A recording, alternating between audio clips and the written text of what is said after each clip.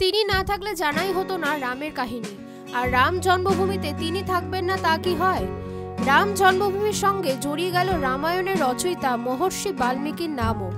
2024-এর 22শে জানুয়ারি অযোধ্যায় রাম মন্দিরের জমকালো উদ্বোধন। তার আগে 30শে ডিসেম্বর উদ্বোধন হলো অযোধ্যার নবনির্মিত বিমানবন্দরের। এই বিমানবন্দরটির নামকরণ করা হয়েছে কিংবদন্তি কবি বাল্মীকির নামে। এতদিন বিমানবন্দরটিকে মর্যাদা পুরুষোত্তম শ্রীধাম অযোধ্যা আন্তর্জাতিক বিমানবন্দর বলা হতো। অযোধ্যায় রাম জন্মভূমি মন্দিরের প্রতিষ্ঠা অনুষ্ঠানে মাত্র কয়েকদিন বাকি নবনির্মিত এই বিমানবন্দরটির উদ্বোধন করেন প্রধানমন্ত্রী নরেন্দ্র মোদী।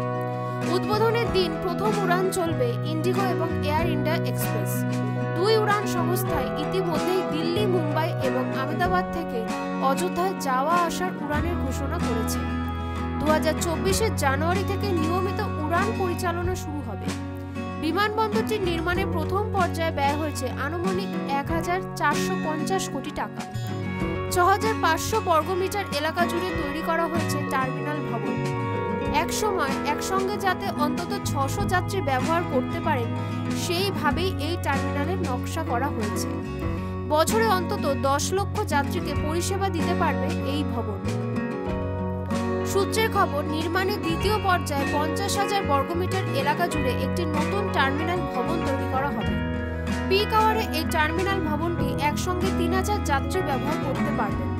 আর বছরে 60 লক্ষ যাত্রী পরিচালনা করতে সক্ষম হবে এই নয়া টার্মিনাল। বিমানবন্দর সূত্রে জানা গিয়েছে, রাম মন্দিরের চেতনাতেই তৈরি করা হয়েছে নতুন বিমানবন্দরটি।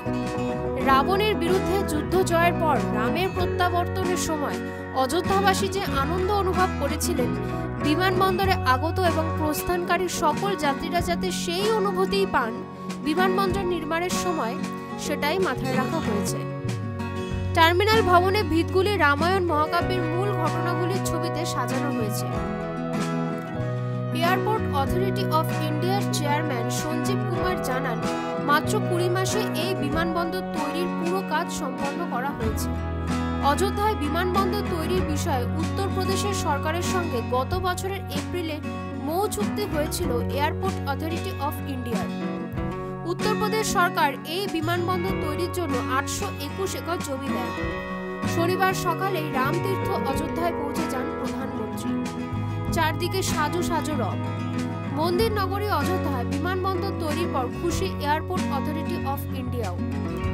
এই বিমানবন্দরের মাধ্যমে শুধুমাত্র অযোধ্যার রাম মন্দিরই নয়, সঙ্গে আরও অন্যান্য তীর্থক্ষেত্রগুলিও সহজে ঘুরে দেখার সুযোগ পেয়ে যাবেন তীর্থযাত্রীরা। High news network.